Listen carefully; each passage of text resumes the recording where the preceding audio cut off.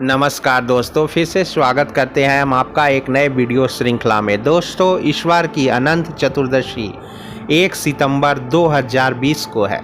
हिंदू धर्म में अनंत चतुर्दशी का बहुत ही महत्व है। इसे अनंत चौदश के नाम से भी जाना जाता है। इस दिन भगवान विष्णु के अनंत रूप की पूजा की जाती है। भाद्रपद मास में शुक्ल पक्ष की चतुर्दशी को अनंत चतुर्दशी कहा जाता है। इस दिन व्रत रखने और अनंत सूत्र को बांधने से जीवन की सभी समस्याओं से मुक्ति मिलती है। इस दिन कई जगहों पर दोस्तों धार्मिक झांकियां भी आपको देखने को मिल जाएगी। अनंत चतुर्दशी पर भगवान विष्णु, यमुना नदी और शेषनाग जी की पूजा की जाती है। शास्त्रों के अनुसार अनंत चतुर्दशी का व्रत मनुष्य को जीवन के सभी समस्याओं से बाहर निकालता है। लेकिन अनंत चतुर्दशी व्रत के नियमों का पालन किए बिना आप इसे पूर्ण नहीं कर सकते हैं दोस्तों, और न ही इसके शुभ फलों को प्राप्त कर सकते हैं। अनंत चतुर्दशी का व्रत करने से पहले आपको इस व्रत के नियम अवश्य ही जान लेने चाहिए।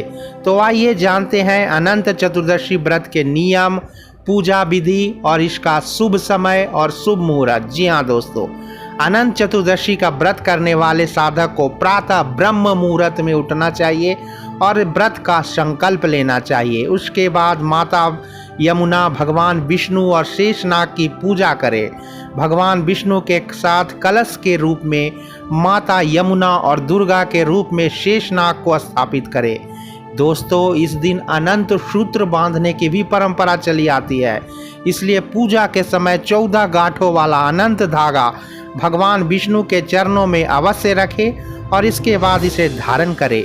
अनंत चतुर्दशी के दिन आपको अनंत चतुर्दशी की कथा अवश्य सुननी और पढ़नी चाहिए। यदि आपने अनंत चतुर्दशी का व्रत किया है तो उस दिन झूठ बिल्कुल भी ना बोलना चाहिए और ना ही किसी भी तरह की निंदा चुगली से दूर रहे मित्रों।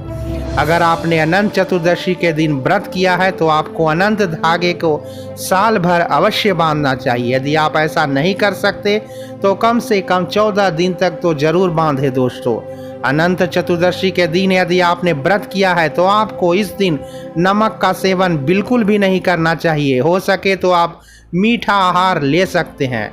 इस दिन आपको सिर्फ एक ही समय भोजन करना चाहिए दोस्तों, क्योंकि भोजन करने में ये संयम रखा जाता है। अनंत चतुर्दशी के दिन निर्धन व्यक्ति और ब्राह्मण को हो सके तो यथासंभव अपनी सुविधा अनुसार दान या भोजन अवश्य कराएं। इस दिन सुबह सुबह स्नान कर आप साफ सुंदर कपड़े पहन ले। उसके बाद भगवान विष्णु का मन ही मन ध्यान करके व्रत का संकल्प ले और पूजा स्थल पर कलश की स्थापना करे। कलश पर कुश से बने अनंत की स्थापना करें। चाहे तो भगवान विष्णु की प्रतिमा भी लगा सकते हैं। अब एक डोरी या धागे में कुमकुम, केसर और हल्दी से रंग कर अनंत सूत्र बना ले और 14 गांठें लगा दे।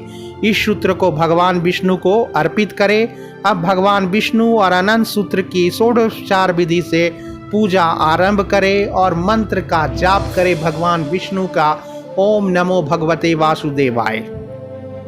पूजन के बाद अनंत सूत्र को बाजू पर बांध ले।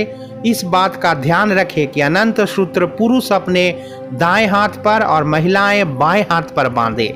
ऐसा करने के बाद ब्राह्मणों को भोजन करें और सपरिवार प्रसाद ग्रहण करें। इस बार की अनंत चतुर्दशी का मुहूर्त है 1 सितंबर की सुबह 5:59 से 9:41 तक है दोस्तों।